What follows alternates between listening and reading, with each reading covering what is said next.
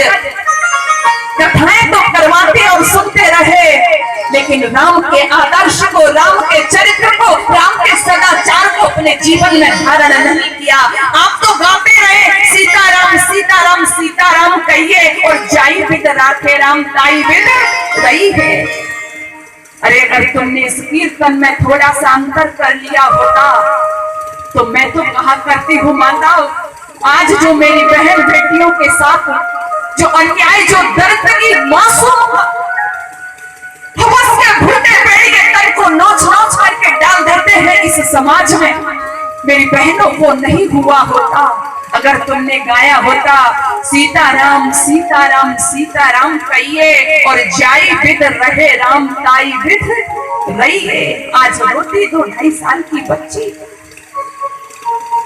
आज कल नोचा जाता। यदि आपने उस राम की मर्यादा को समझा होता, उनके सदाचार को अपने जीवन में धारण किया होता, कदापि ऐसा इस देश के अंदर नहीं होता।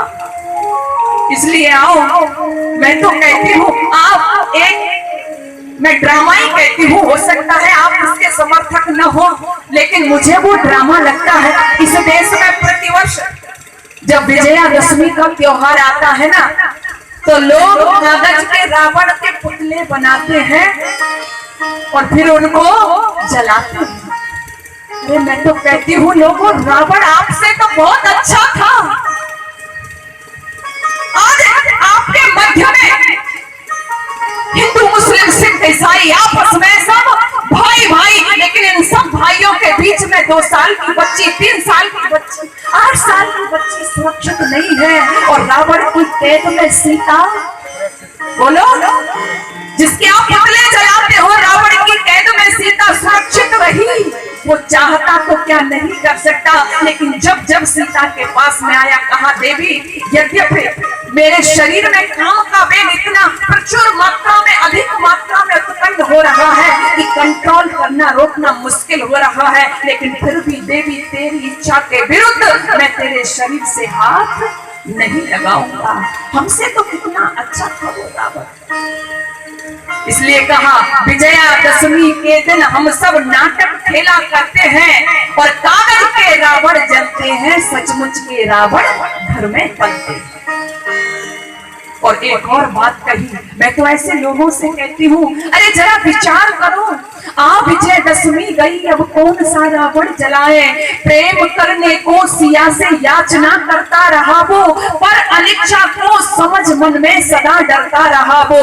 आज दुर्जन से अधिक, आज रावण से अधिक दुर्जन धरा पर घूमते हैं, क्रोध में कामांध बन जो वासना को चूमते हैं। अरे शील हरने की अहो वे जानते कितनी कलाएं, कौन सा रावण जलाए। और ये रावण के प्रति मेरी माताओं, आज मैं तो कहूंगी आपसे, इस राम कथा के माध्यम से आपको संकल्प करना होगा। आज राम आएंगे इस धरा पर, कृष्ण आएंगे कंस के वध के लिए इस धरा पर, लेकिन राम और कृष्ण लोगों ऐसे नहीं आया करते। जब ये कहा कि आओ कृष्ण हमारे देश में, आओ राम हमारे देश में, तो कृष्ण बोले मैं तो आने को तैयार हूँ, लेकिन मुझे कोई देवकी जैसा संकल्प तो दे दो। जिस देवकी ने संकल्प करके कहा था उस दुष्ट कंस से कि मेरा विवाह होगा और मेरी जो संतान होगी, यदि मैं बंध्या नहीं रही तो तेरे जो दुष्ट कर्म है ना, इनका गिन गिन करके तुझे सजा देगी, तेरे पाप का अंत करेगी। ऐसा संकल्प किया था उस देवकी ने। तब उस संकल्प की धरा पर श्री कृष्ण का जन्म हुआ था। राम की मां कौशल्या ने संकल्प किया था, दशरथ ने आदर तैयार किया था उस राम के लिए, यज्ञ भावना मन में लाए थे, तब इस धरा पर राम आए थे। आ सकते हैं आज इस धरा पर, और आने चाहिए भी मेरी माताओं। क्यों? क्योंकि वो एक मर्यादा, वो आदर्श हमारे समाज के समक्ष प्रस्तुत करके गए हैं। और मैं तो जब मुझे दिखता है इस तरह की घटनाएं, तो मुझे लगता है अभी पिछले दिनों वैसे तो ये कोई नई घटना नहीं है, आम हो गया है देश के अंदर। लेकिन अभी पिछले दिनों जैसे कि कुछ 2.5 साल की बच्ची